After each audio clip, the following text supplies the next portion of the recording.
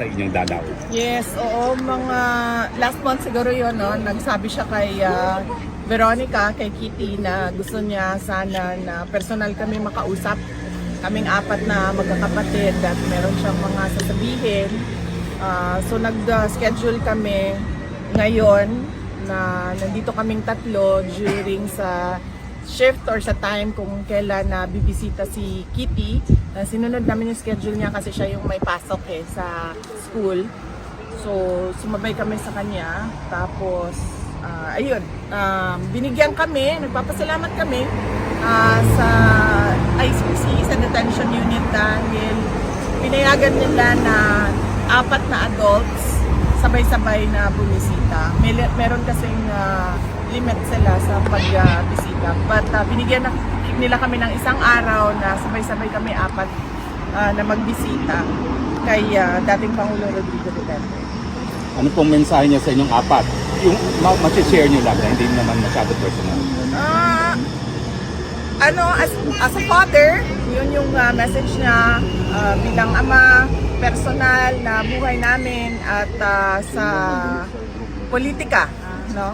Personal na buhay, buhay ng pamilya at buhay namin sa politika. So yun yung mga general topics na napag-usapan kanina. Anything you can share po, lalo na din sa politika? Wala naman. Nothing about the future, no? No concrete plans about the future. Pero napapag-usapan lang kung ano yung mga nangyayari ngayon at ano yung posibleng mangyari bukas sa susunod na taon, in 3 years from now.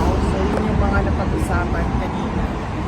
VP Inday, what is the reaction of your father when he saw his 4 children for the very first time since his illegal detention inside the ICC detention facility? Masaya siya. He's been informed of it since Friday of last week, nung 3 na kami ang bumisita at sinabihan na siya na ay nag-aantay na lang ng isa. And Wednesday this week, meron kaming approved visit na kaming 4. So masaya siya na nakakausap niya kami. At medyo maingay kanina kasi 3 sabay-sabay, 4 sabay-sabay na nagsasalita.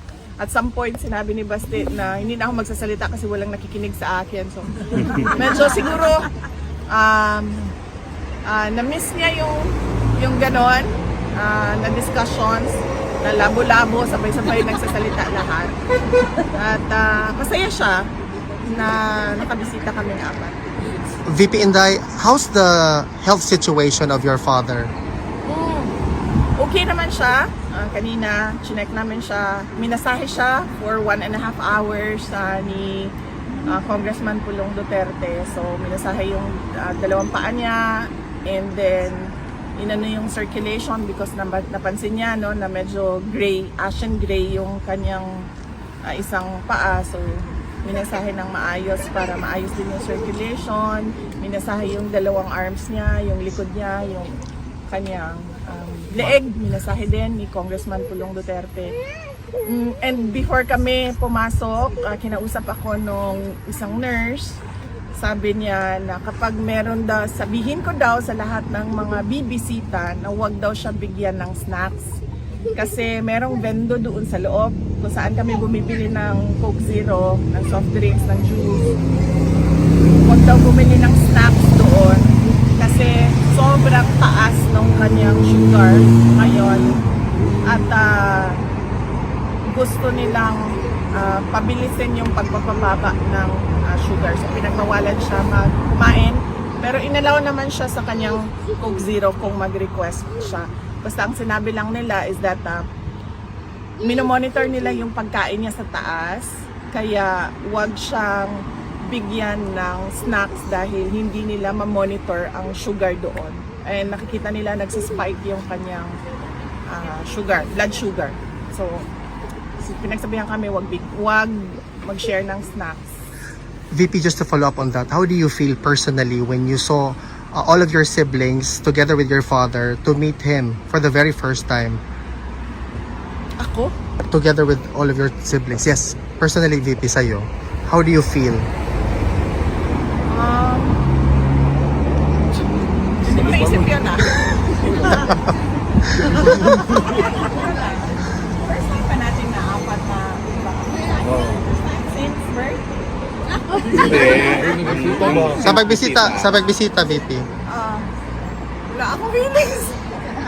Wala. Hindi ko naisip yon.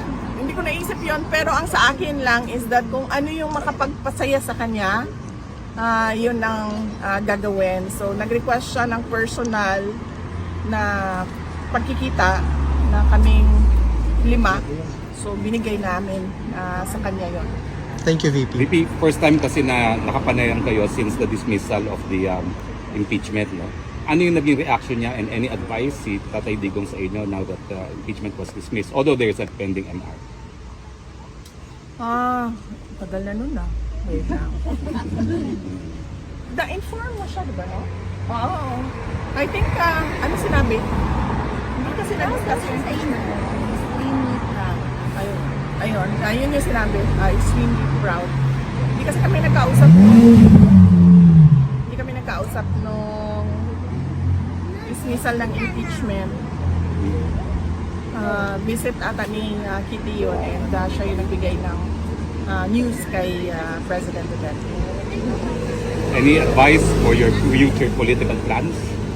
Si Tatay Digong? Wala kami pinag-usapan na 2028 wala kami pinag-usapan ng 2028 elections kanina.